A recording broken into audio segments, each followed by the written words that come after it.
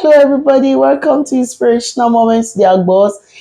Today, we'll have an exciting topic and we'll talk about postpartum depression and baby blues. I'm going to share my experience with you. So, please, you want to listen to this to the end because I promise you it's worth your megabyte and your time. You know, after I've given birth, there's all this joy in the hospital. Everybody's there, but happy, all those things, and you enjoy the moment. It was the same thing when I gave birth to my beautiful girl 1 year, 8 months ago. And I brought the baby home. When I got home, I didn't know that is how this thing is. And shortly after, I think after 2 days, the baby started crying so much. I mean, so much.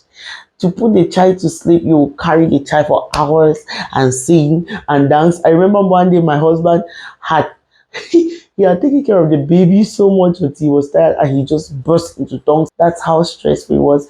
And then the baby will sleep for maybe a few hours and the baby will cry through the night because colic pain came in and other things that I don't want to delve into it. So it was like a cry experience. And even during the day, I've not seen a child that does not sleep. During the day, you feel that this child is going to sleep and you'll be shocked that she sleeps for a few minutes and she'll touch. If she doesn't feel you by the side, as young as one week, below 1 week, if she doesn't feel you by the side, she wakes up. So I was constantly in this state that I could do nothing. I had to focus on the baby. You know, sometimes my husband will even go to work to get meal for myself. It's difficult for me even to eat, you know. So shortly, my motherhood experience turned from this sweet experience to not so nice. And I felt overwhelmed.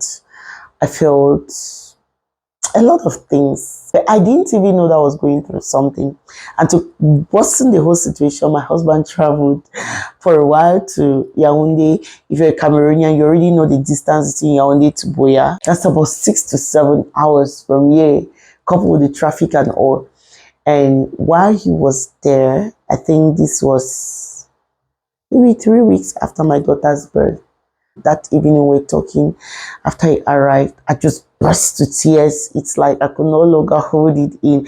I just burst to tears. I was crying so much that I don't even know what I was crying about. I was just complaining things and just talking. And he was like, what's happening? Like, okay, talk about it. What is wrong?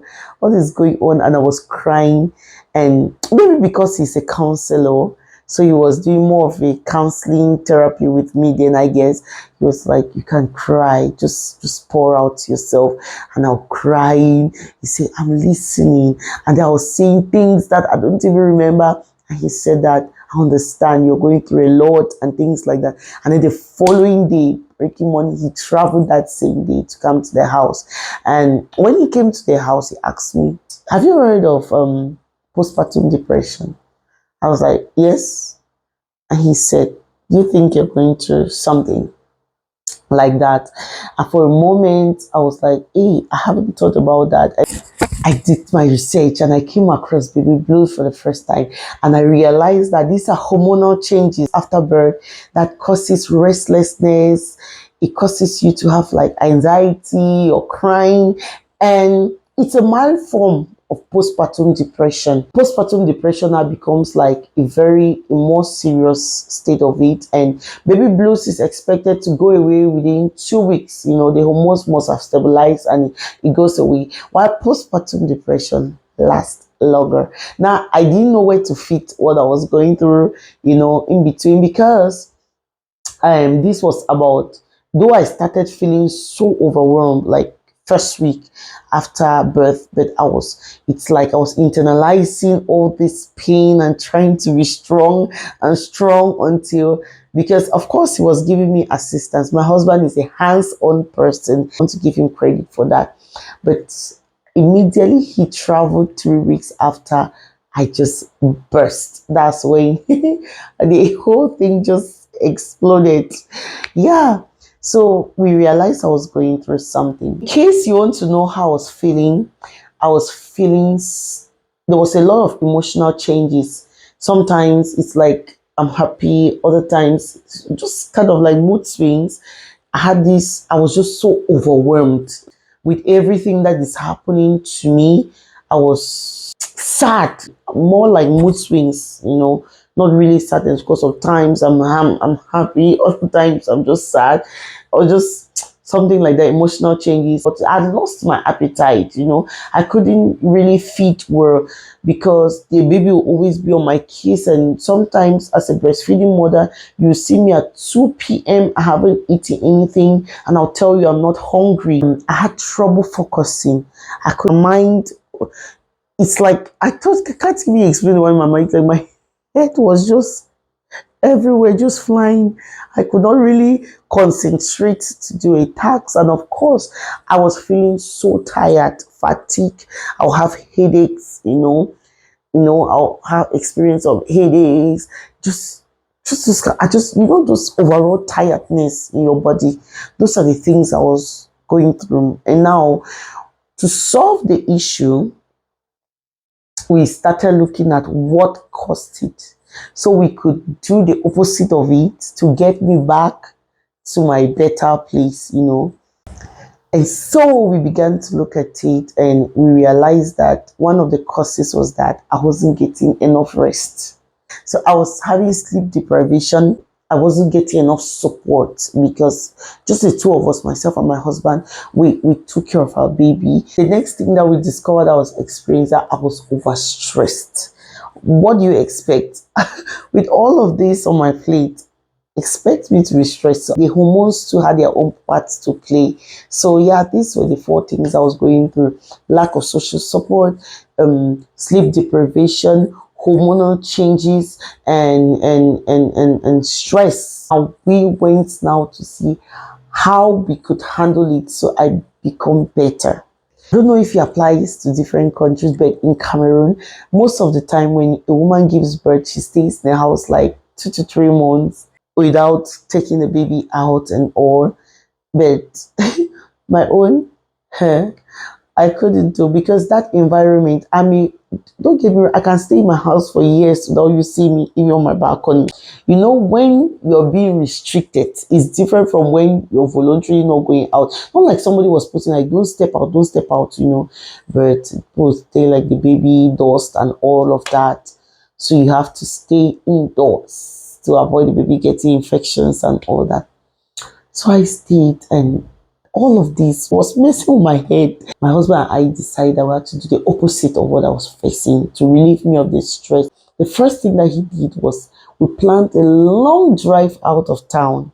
And in that long drive out of town, we got my mother to be with us. And we took the baby to Limbe.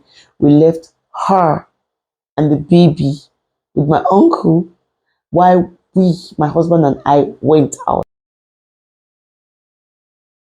We had a good time out, so I could relax before the baby was 1 month old. So I could relax. The second thing, when we returned home, he made sure that he was more available. And I have to feel sorry because his work suffered a little. This man will go late to work, just trying to do things in the house for me. So when I stay home with the baby, I don't get so stressed. Once in a while, he'll take us just around town. He'll bring a car, and then we'll stroll around town. The baby will be inside. We'll just move around town, so I see places. I'm comfortable. I eat the things I like to eat. Just take or go to a nature place just for a while, in such a way that it will not also affect the baby. And he was more available to talk, to create more time to talk with me, so I don't feel lonely. So if you are a lady, you are going through this thing, what am I saying? You have to identify if it's the mild form of it, which is baby blues, or it's like a major form of depression. Now, if it's that serious, please see a doctor. I did not see a doctor because mine worked. The things that we did worked. See a doctor for treatment. You could also see a therapist I was lucky that my husband is a counselor and he identified it earlier on, and we could really plan strategies to get out of the situation. Yeah.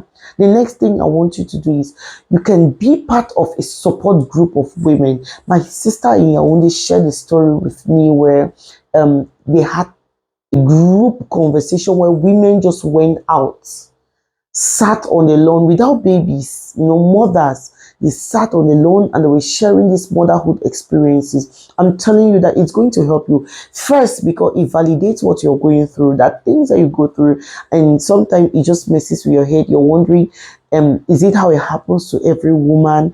And when you realize that it happens to a lot of women as you, and you can share these experiences and people relate, you tend to feel better. And now you learn the good practices. There's some good practices that women are implementing in their homes that makes them cope with certain situations and more. That if you're part of a support group, you can be sure that you'll be helped out. Another thing, please, if you have a relative who can help, get the relative. And please, if you're going to help somebody during this period, don't be headed. That woman, after putting to bed, is going through a lot. So please don't be part of the problem. Be part of the solution. Not so. So if you're with her, don't create her stress. Just be there as much as possible to help her through this process.